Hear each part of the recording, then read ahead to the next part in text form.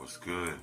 It's your boy, the urban legend, K to the Bird, KGUSA representative all day in the building. And today, we're going to be talking about some facts, not fiction. And the artist we're going to be focusing on today, Sadat X from brand Nubian. I'm about to put y'all on game on how we linked up and how we dropped a couple of classic records together. Facts, not fiction.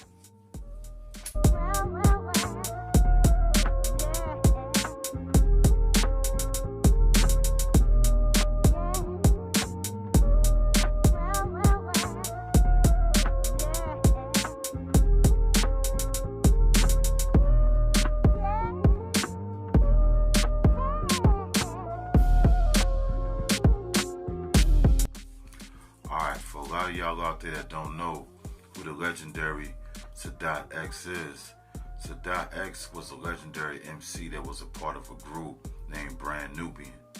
Brand Nubian, one of the biggest hip-hop groups back in the early 90s that came out and did their thing majorly. You know what I mean?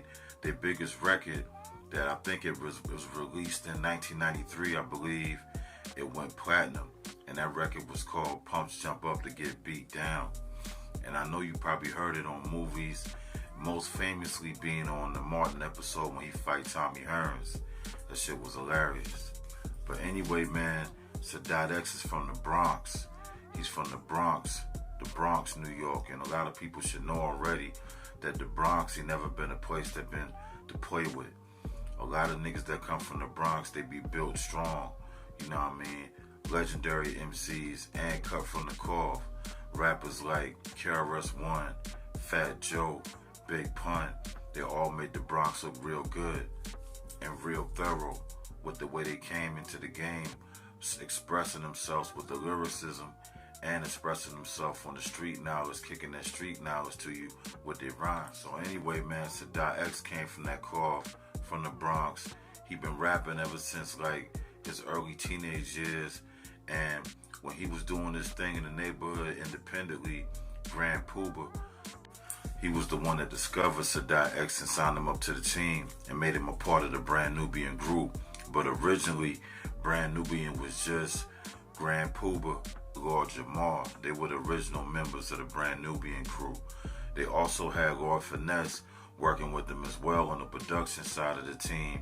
But the lyrical side of the team, the two rappers were Grand Pooba and Lord Jamar. Then they eventually added Sadat X to the team because Sadat X had that energy and he has one of the most unique hip-hop voices ever. You might don't know this man's record or remember his song or remember his name, but you definitely gonna remember his voice. His voice is legendary. He has a certain tone, a certain swag that he brings with his lyrics also as well. But his voice was always a major key to what he does. Also, a lot of people out there that know Sadat X was the first rapper to ever give Biggie a feature. Yeah, man, when Biggie Smalls was coming up in his grind, you know, doing his thing with Puffy them on the underground, doing the Party and Bullshit record, he then did a record with Sadat X, you know what I mean? He paid him, too. The legend has it that he paid him probably like 10 racks, I think, to get on the feature. And Sadat did it with him. And the song they did didn't even come out until after Biggie died. And the song was called Come On. And if you ain't know that song, you need to definitely look it up. But the chorus go like, come on, motherfucker, come on. Come on, motherfucker, come on. Classic record, man. And Biggie killed that record, man. That's when he be like, I got seven Mac 11s, 8 90 38s, 9 9s, 10 Mac 10s. The game never ends. You can't touch my riches. Even if you had MC Hammer and them 357 bitches. Yeah, man, Biggie Smalls killed that track. But that was the first track he ever did with an artist that wasn't down with him and Puff Daddy's team, and that was Sadat X. And you should look that song up, man. That song is legendary, and it came out on the Born Again album after Biggie died. But they put it out in its original form. So if you look that record up, it's not a remake. It's really the way that Biggie came, and it's really the way Sadat X came. And after that, man, Sadat X was holding it down with Brand Nubian, you know what I mean? They was like the first rappers that was out on that conscious message, kicking street knowledge and kicking the knowledge, you know what I mean, about the lessons, the 5% lessons, you know what I mean, also mixing that shit with lyrical street shit that people in the hood could relate to, you know what I mean. So they had a lot of success as a group, and then like in 98, they had a record that really made a real big impact on the game, and it was called Don't Let It Go to Your Head. You know what I mean? If you never heard that record, you should definitely look it up. It's got a real dope video. It used to always be on Rap City, 106 in Park and shit like that. It was a legendary record, you know what I mean? Don't Let It Go to Your Head. And it's just pretty much describing like how the rap game pretty much turned out now. Where, you know, they were making fun of rappers that was doing extra shit to get fame or doing clout shit to get fame back then. And it's crazy how if you look at that video now, it's still very relevant today, because niggas will do anything for clout and niggas will do anything for money when it comes to this music game, man. The music game real cutthroat.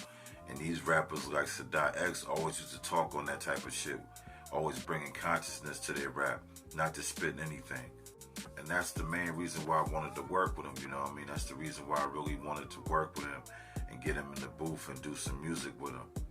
So in 1998, with that song, Let It Go to Your Head, Sadat X dropped his first solo album. And that solo album was called The Wild Cowboy, with a lot of style, boy. Everybody that know Sadat X know about that album, and that album did pretty good. It went gold, and it was solid, you know what I mean? It was a real banging album, you know what I mean? If you never heard it, you should definitely check it out. It's definitely worth listening to. So after that, he went on his little solo run, man. He dropped a couple of more solo albums, and then shit went to the left for him, man. He got into some beef in the hood, in the Bronx, and he was carrying them Tuies on him, man, keeping that strap on deck. And he got caught up by the 12s, man, and got locked down. And he already was on probation for a past felony he had in the past, and he had to go sit down for a little while, man. If I'm not mistaken, Sadat did like, if I'm not mistaken, man, I think he did 5 years in the pen, man, straight up and down. And that was crazy when I heard about him going down. And when he was in there, he did a lot of interviews when he first came back, let people know his perspective. And he was saying, like, if you got a body or you a 5% in prison, man, they pretty much treat you all the same way they treat gang injunction. People that get locked up for gang affiliated shit, they treat 5%ers like another gang. Muslims, they treat them like a gang in prison, just like the Crips and Bloods. So he was saying the time, it didn't go by easy, but he had a lot of time to reflect and get his mind right, because he was like, he knew he shouldn't have still been on some hood nigga shit at that time, because everything he already accomplished, and he was like in his late 30s, but sometime a nigga feel like it's on, so they'd rather get caught with it than caught without it. Rather get judged by 6 than carried by 7. That's how that shit go. But in his situation, man, he took an L and shit went left for him. He did a little bit. And then when he got out, man, he started focusing, doing what he needed to do, getting back on his music grind, dropping his shit independently. And then after that, if you didn't know, he was dating the actor Regina Hall. And if y'all don't know who Regina Hall is the chick that played in Scary Movie 2.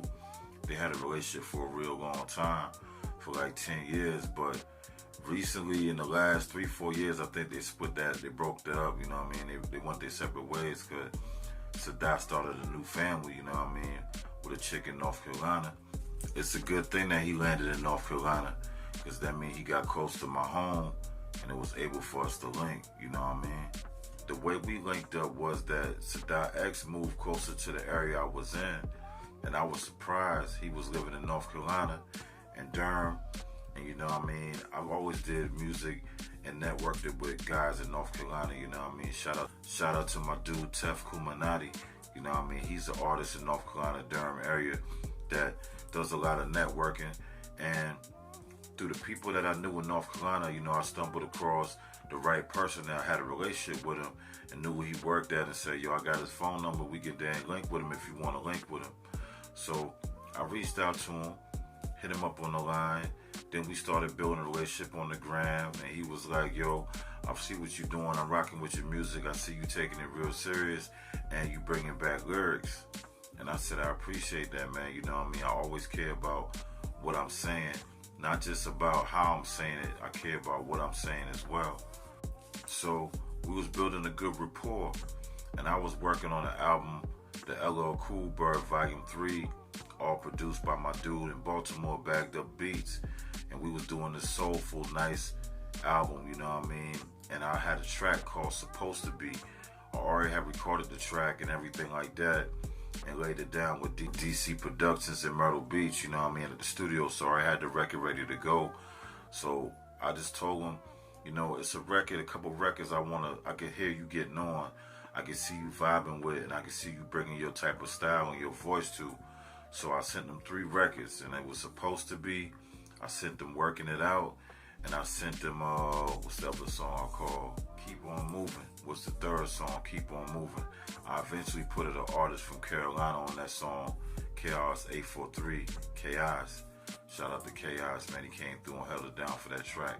But anyway, man, I sent the 3 tracks off of Sadat X, and he said, yo, I'm liking all 3 of these one, man.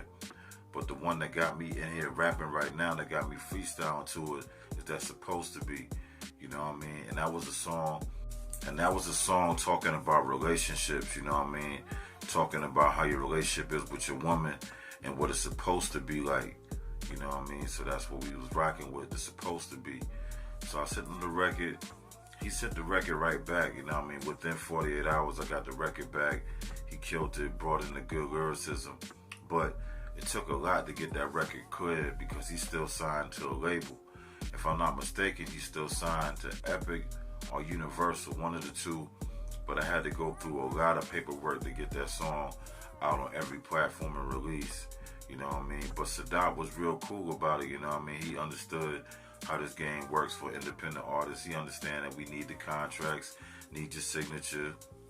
And I think his girlfriend or his wife, or I would say his wife, they had a baby together, is like his manager, so they both were real helpful in trying to get this record and everything out there, you know what I mean? Because after Sadat dropped his verse, man, that record sounded like a masterpiece. And he wanted people to hear it just as much as I did. So, man, we went back and forth doing a bunch of correspondence with TuneCore and giving them all the paperwork they need to see, because he's an artist that's already signed to a major label. And a major label always trying to get their cut and getting documentation of everything that's done. So we had to do a lot of paperwork, had to send a lot of paperwork in, and we finally got it in motion and got it submitted, and the track got released, man. So it came out on an album. It got released and it came out on the LL Cool Bird Volume 3 album, you know what I mean? So if you haven't heard that record, man, you should definitely look it up and stream it. It's a classic, you know what I mean? It's got a classic vibe to it. Sadat X came through right, dropping those bars. And after we did that song, man, he liked it, I liked it, and it got a good response so much that we did another track together called Stay Down. And the Stay Down track came out on the Bird Print album. But ever since that, man, me and Sadat X be cool. We be talking, going back and forth. He lived close to my area, so you know what I mean? We always shopping up. He's a good dude, man. He's really a good dude. Always about teaching the babies, man. Always about speaking the truth to the people. And you know what I mean? He always been on that 5%er type shit, dropping the knowledge and giving niggas the lessons. And that's what he do with his music, you know what I mean? He a legendary artist in my book. He's always been one of the best lyricists, and he has crazy delivery. And if you don't know about Sadat X discography, you should look it up, man. He didn't work with Biggie. He didn't work with Jay-Z. He didn't work with Wu-Tang. He didn't work with Nas. He didn't work with everybody. Mos Def. He didn't work with Black Thought. He didn't work with everybody, man. KRS-One. Anybody that's a real lyrical cat from the North, from the East Coast, Sadat X pretty much worked with him. And he worked with a lot of West Coast artists too, you know what I mean? A lot of new school artists, you know what I mean? I know y'all thinking like, damn, that nigga probably too old. I can't rock with that nigga. He too much from the old school. But Sadat X, he know how to come to the new school, man. He got a lot of new records with Jay Worthy from Compton. You know what I mean? He also got some records with a lot of other independent artists on the West Coast that y'all might not be familiar with, but it's definitely worth checking out, man. I'm telling you, the music be banging, and he's got a unique voice. His voice will always stand out. Once you hear him once, you're never gonna forget him. He got a unique tone, something like an artist like E40, but he got a flow that's like an East Coast rapper like DMX, but he got some E40 tone, a unique voice, and a nice flow. So if you're not familiar with Sadat X, you should definitely look him up, get familiar with the music, and you should definitely look up the record that we got out together, Sadat X and K Burr, Supposed to Be. I guarantee you're not going to be disappointed. It's a classic record. And that's all today for the Facts Not Fiction. I just want to chop it up with y'all real quick about my homie, the big dog, Sadat X, a real true OG. You know what I'm saying? Hip-hop legend.